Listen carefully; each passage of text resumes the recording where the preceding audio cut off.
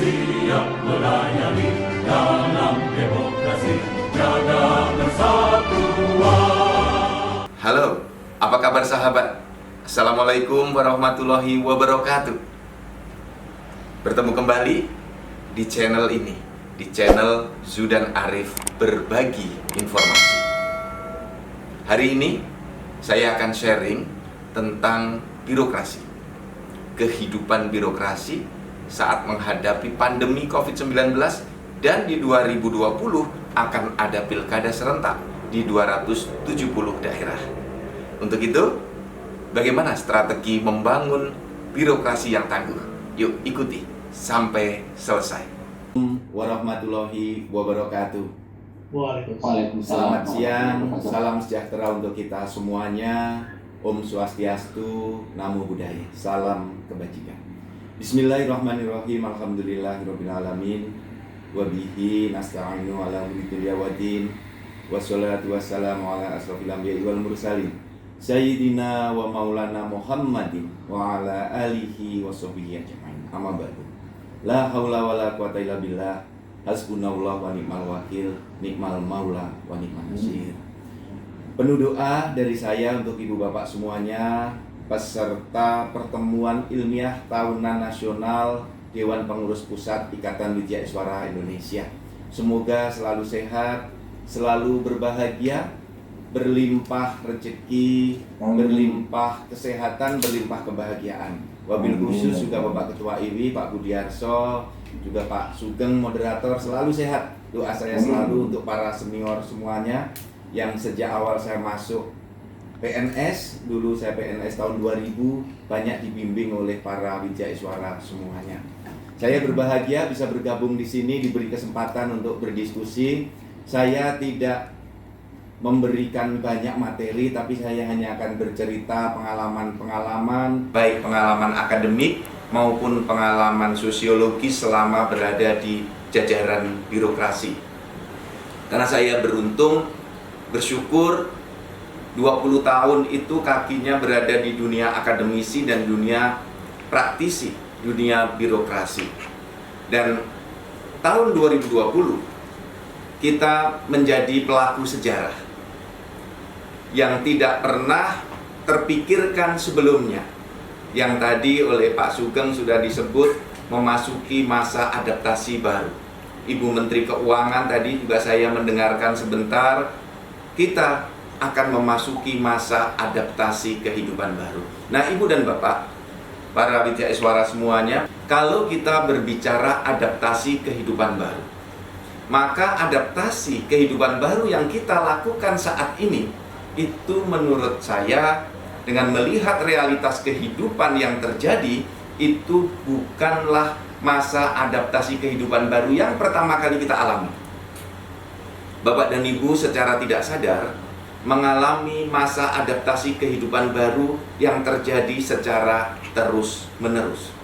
Dulu, waktu kita sekolah, kita mendapatkan kiriman uang melalui kiriman melalui wesel pos. Kemudian bergerak menuju transaksi keuangan dikirim lewat konter bank. Kemudian dikirim melalui ATM. Sekarang dikirim melalui gadget. Ini adalah adaptasi kehidupan baru. Dulu tidak ada. Hanya karena berjalan pelan-pelan, kita seolah-olah sudah terbiasa dengan hal itu, menganggap itu bukan sesuatu yang baru. Yang kedua, dalam kehidupan komunikasi. Dulu kita menggunakan telepon rumah. Kemudian kita ingat tradisi berikutnya waktu saya dulu S2, ingat betul harus datang ke wartel. Datang malam hari jam 21 untuk mendapatkan diskonan. Tahun 90-an. Terus kemudian berkembang muncul wartel, dari voice menuju warnet, dikirim menuju data. Pertanyaan kita adalah, di mana sekarang telepon rumah, wartel, dan warnet? Kita sudah sangat akrab dengan adaptasi kehidupan baru menggunakan gadget. Di dunia birokrasi, dulu kita stensil surat, kemudian kirim lewat fax. kemudian kirim lewat internet. Sekarang semua dokumen dikirim lewat WhatsApp, hampir semuanya. Ini adalah adaptasi kehidupan baru. Nah, untuk itu saya ingin menggabungkan diskusi ini, adaptasi kehidupan baru dalam dunia birokrasi. Karena ini terikat sangat kuat, kencang, dan embedded, menyatu. Oleh karena itu Bapak dan Ibu, bagaimana strategi kita dengan pandemi COVID-19 ini? Bagaimana kita bisa tetap bekerja dengan baik, atau mudahnya saya membangun dengan satu istilah, birokrasi yang tangguh dalam masa adaptasi kehidupan baru. Nah ini, kita tahu saat ini kita sedang menghadapi pandemi COVID-19 di seluruh dunia. Dan di Indonesia kita menghadapi di 34 provinsi. Kalau kabupaten kotanya bisa bertambah yang merah, kuning, hijau, sangat dinamis. Kita menghadapi satu situasi di mana berbeda betul dengan masa lalu. Pandemi COVID-19 berdampak sangat luas, dari sektor kesehatan, berdampak ke sektor ekonomi, sektor jasa, sektor industri, sektor agama, sektor pendidikan, sektor tata kelola pemerintahan, dan sektor layanan publik. Semuanya terdampak. Semuanya harus memasuki masa kehidupan baru, beradaptasi dengan kehidupan baru. Bahkan dulu setiap kali kita sholat, selalu imam mengatakan rapatkan softnya. Sekarang jarangkan softnya. Jadi betul-betul kita memasuki suasana yang tidak terbayangkan sebelumnya. Pertanyaannya adalah, seberapa tangguh birokrasi kita mampu menghadapi itu semua? Seberapa kuat birokrasi kita bisa bertindak cepat, bertindak tepat, mengambil keputusan yang seminimal mungkin dampak-dampak negatifnya. Tentu saja ini membutuhkan banyak hal. Nah, kita tidak bisa kemudian mengatakan semua serahkan pada ASN saja. Tentu saja ASN hanya salah satu mata rantai di dalam kita membangun birokrasi yang tangguh. Karena birokrasi adalah sebuah ekosistem yang terdiri dari banyak sistem yang saling mengait, saling menguatkan, atau kalau salah satu sistem ini tidak kuat, bisa melemahkan birokrasi. Nah, Ibu dan Bapak, di tahun ini birokrasi kita menghadapi dua pengaruh besar dari luar. Yang pertama, pandemi COVID-19 yang akan membangun adaptasi kehidupan baru yang sekarang sudah sangat familiar dengan 4M. Memakai masker, saya copot karena harus berbicara, tetap karena ruangan saya luas 2 meter, jarak dengan teman saya 2 meter lebih, dan kemudian ruangannya diberi ventilasi, udara luar bisa masuk, AC tidak terlalu dingin sehingga sirkulasi bisa berjalan baik dan udara luar masuk. Nah, kemudian yang kedua setelah memakai masker adalah menjaga jarak. Jaraknya jauh sehingga droplet airborne tidak bisa sampai kepada teman-teman kita yang ada dalam satu ruangan. Yang ketiga, mencuci tangan sesering mungkin dengan sabun atau dengan hand sanitizer setelah kita memegang objek yang dipegang oleh orang lain. Jadi kalau kita baru memegang objek yang dipegang oleh orang lain, karena objek ini bisa menjadi sarana transmisi penularan COVID-19, harus kita segera menggunakan hand sanitizer atau sabun. Kita cuci tangan, kita basahi tangan kita sehingga virus-virusnya sudah bisa rusak. Nah, ini mencuci tangan dengan sabun, dengan hand sanitizer setelah kita memegang objek yang dipegang oleh orang lain. Yang ketiga, menjaga jarak 2 meter. Dan yang keempat, menghindari kerumunan. Nah, inilah tradisi baru yang harus kita lakukan. Ini berdampak di dalam kehidupan birokrasi kita. Ruang kantornya harus disesuaikan. Tidak ada lagi makan prasmanan di kantor, harus dengan kotak box sendiri-sendiri, alat makan bawa sendiri-sendiri. Ini adaptasi. Kemudian ada 3T. Untuk mengetahui di kantor kita ada yang sakit atau yang tidak, karena ada yang tanpa gejala, gejala ringan, gejala sedang, gejala berat. Yang tidak ada gejala hanya bisa diketahui dia menderita atau terpapar COVID dengan tes. Maka perlu tes. Setelah dites, tahu ada yang positif, maka harus di tracing. Siapa saja yang kontak dengan yang positif tadi. Setelah tracingnya dapat, dites positif, maka harus ada treatment. Ada tindakan untuk mengisolasi yang bersangkutan. Ini membawa dampak di dalam birokrasi.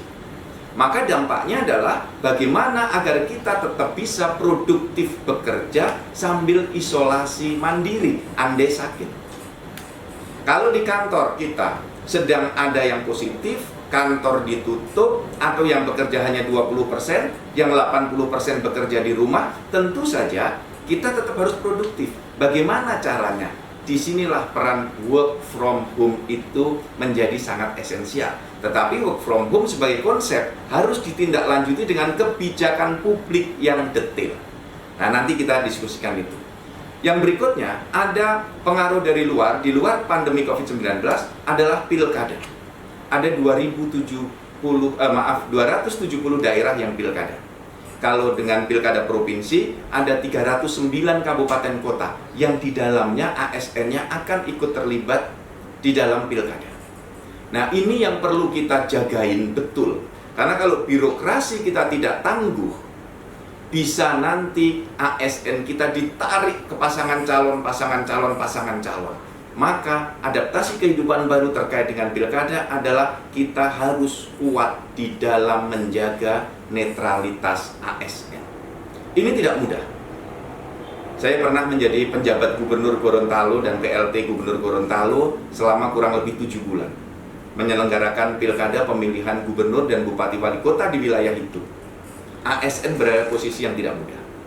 ASN dicurigai, terutama oleh pasangan lawannya incumbent. Selalu dicurigai. Menjalankan programnya salah, tidak menjalankan programnya juga salah. Menjalankan programnya dikira mensukseskan incumbent, tidak menjalankan programnya oleh incumbentnya dimarahin, dikira menghambat penyelenggaraan program pemerintah yang pada waktu itu sedang dijalankan dan dianggap mendukung lawannya incumbent. Apalagi nanti bagi pihak yang kalah setelah penetapan suara, ASN akan disalahkan, dan bagi pihak yang kalah, KPU dan Bawaslu itu selalu berada pada pihak yang salah. Nah, di bawah KPU Bawaslu itu ada ASN. Jadi Bapak dan Ibu, tidak mudah. Kita berada dalam suasana di tahun 2020 dan kita belum tahu kapan pandemi ini akan berakhir.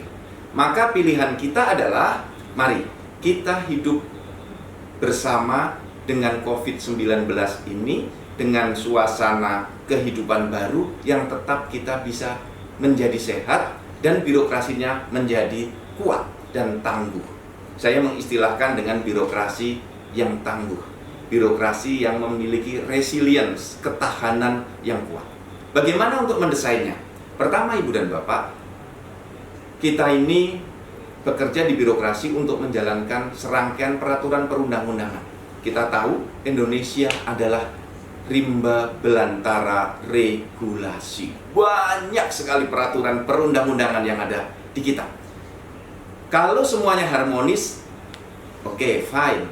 Tetapi faktanya banyak peraturan yang tumpang tindih, saling berhimpitan, tafsirnya bermacam-macam.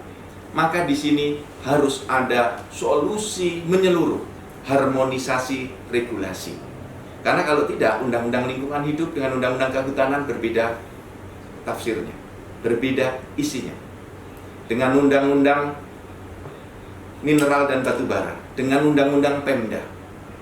Nah, ini menjadi pintu bisa terjadi kriminalisasi karena penegak hukum bisa menggunakan regulasi A, kita bekerja dengan dasar regulasi B. Bisa terjadi kriminalisasi. Yang kedua, kita perlu membangun omnibus law.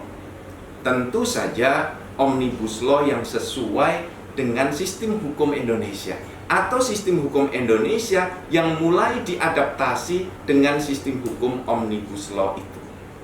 Nah, Bapak dan Ibu, rekan-rekan semua yang saya hormati, sekarang yang kedua, birokrasi yang tangguh setelah regulasinya dibenahi adalah SDM-nya. Ini peran Bapak dan Ibu Widya Iswara sangat penting. Kita belajar bagaimana dulu kolonial, para penjajah menundukkan negara jajahannya. Salah satunya adalah melalui sekolah-sekolah. Dan penjajahan bentuk baru diisi melalui cara berpikir mahasiswa-mahasiswa yang disekolahkan ke luar negeri, yang dari luar negeri itu pulang ke Indonesia membawa cara berpikir dari luar negeri itu. Kita belajar dari bagaimana suku Indian di Amerika ditundukkan oleh penemuan dari Amerigo Vespucci. Mereka dulu diajarkan budaya-budaya pakai jas, sekolah seperti itu dengan cara-cara seperti itu, sehingga budaya-budaya asli Indian hilang, bahasa asli Indian hilang. Di Indonesia juga begitu. Tokoh-tokoh masyarakat kita disekolahkan di sekolah-sekolah Belanda, terus masuk di sana, sehingga mereka membangun kultur Belanda di dalam diri orang itu, sehingga budaya asli Indonesia pelan-pelan terus-menerus lama-lama hilang, dan itu terbawa sampai sekarang. Pengaruh itu, bahasa ibu asli hilang, huruf-huruf asli Indonesia hilang, huruf Jawa hilang, bahasa Sunda pelan-pelan mulai hilang. Nah, itulah bagaimana peran SDM itu sangat kuat, dan Bapak dan Ibu para Widya Iswara memiliki peran besar untuk membangun birokrasi yang tangguh. Kalau saya cermati, kompetensi pasti iya, SDM-nya harus kompeten. Tetapi birokrasi yang tangguh itu perlu dibekali dengan militansi, kemampuan, semangat untuk pantang menyerah. Di balik itu harus ada empati, ya, kemampuan untuk merasakan penderitaan yang dialami oleh orang lain, sehingga bisa memiliki konsolidasi yang kuat. Nah, disinilah peran Bapak Ibu para Widya Iswara untuk mendorong SDM kita kompeten, militan, empati, bisa membangun kerjasama, dan memiliki daya konsolidasi yang kuat. Kalau sekarang kita berpikir pinter-pinteran, ASN pasti akan kalah dengan Google. Maka yang dipentingkan adalah inovasinya, kerjasamanya, ya. Di titik itu semuanya yang harus kita bangun.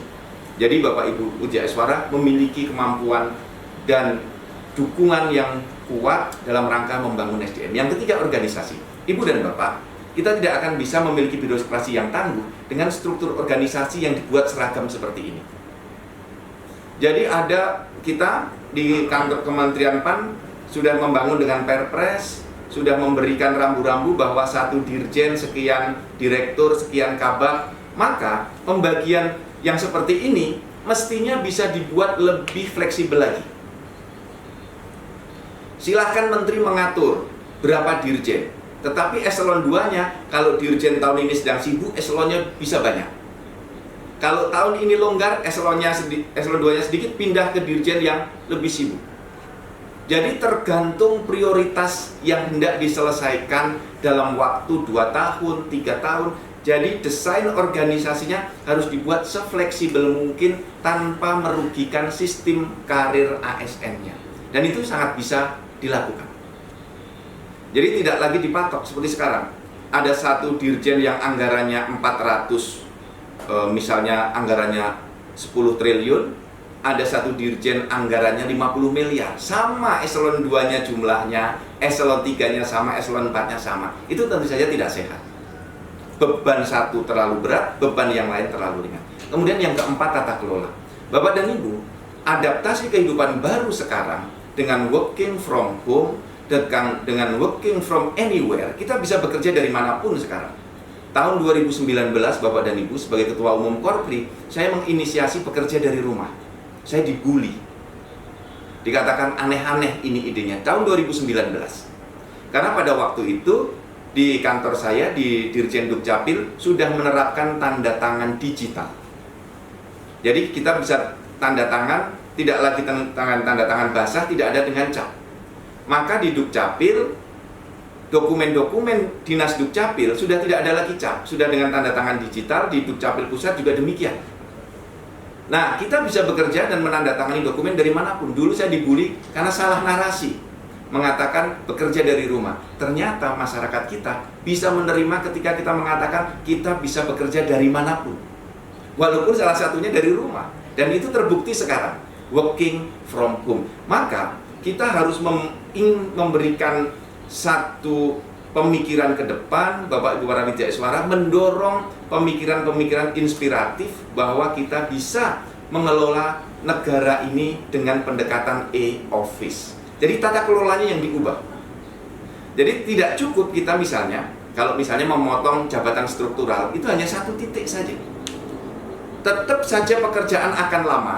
Saya sudah membuktikan Ibu dan Bapak, dengan tanda tangan digital, itu pekerjaan cepat sekali. Kita tidak lagi memeriksa kertas-kertas satu-satu, tidak. Tapi sudah file-file PDF. Tidak perlu lagi membawa berkas yang banyak, cukup dengan jaringan WiFi kita bisa bekerja dari manapun. Sambil rapat sambil bekerja, di bandara sambil bekerja, di luar negeri pun bisa sambil bekerja. Nah ini, tata kelola harus diperbaiki. Kemudian sistem karir. Nah Ibu dan Bapak, perlu dipikirkan sistem karir nasional.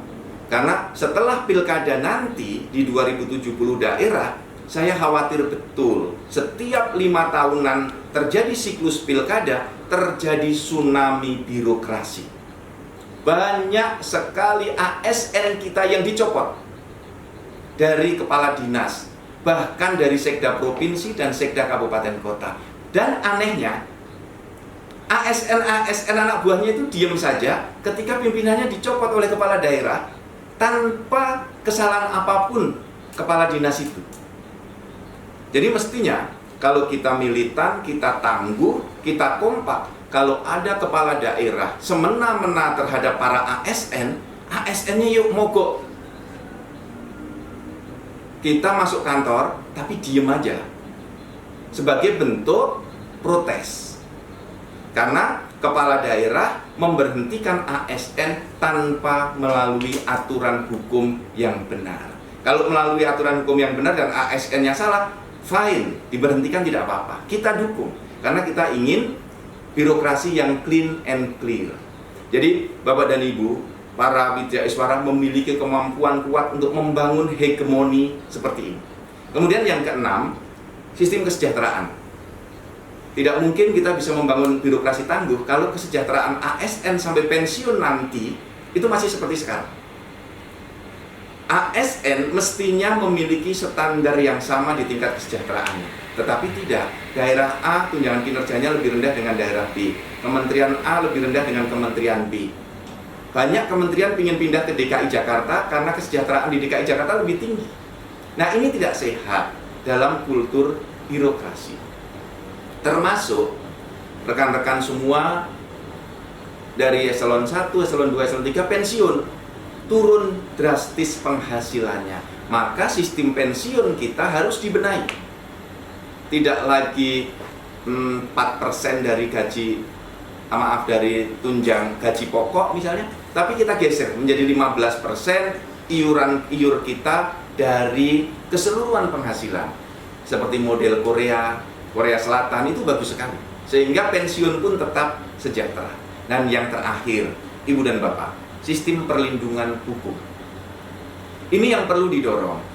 Apakah kita ini merasa terlindungi di dalam bekerja? Dalam kondisi seperti sekarang, pengambilan keputusan harus cepat. Mengambil tindakan harus cepat. Masalahnya harus diminimalkan. Regulasinya belum ada. Sehingga ruang-ruang diskresi kita itu besar sekali. Semakin besar ruang diskresi, akan semakin besar pula ruang-ruang kriminalisasi. Karena bisa jadi, sekarang sedang terjadi pandemi. Kalau diperiksa nanti oleh BPK, beberapa tahun kemudian ada diperiksa oleh kepolisian, kejaksaan beberapa tahun kemudian, bisa jadi situasinya itu tidak dipahami oleh pejabat yang memeriksa nanti. Nah, oleh karena itu, perlu dalam sistem hukum kita itu diberikan batasan waktu kapan kinerja ASN itu masih bisa diperiksa oleh aparat penegak hukum. Apakah setelah 5 tahun kejadiannya? misalnya program di 2020, terakhir diperiksa di 2025. Atau tenggang waktu 7 tahun, atau 10 tahun. Ini demi kepastian hukum. Kemudian yang terakhir, bantuan hukum kepada ASN yang sudah bekerja dengan benar, dengan baik, itu tidak boleh dikriminalisasi. Ada undang-undang ASN, ada undang-undang Pemda, ada undang-undang administrasi pemerintahan, semua ada.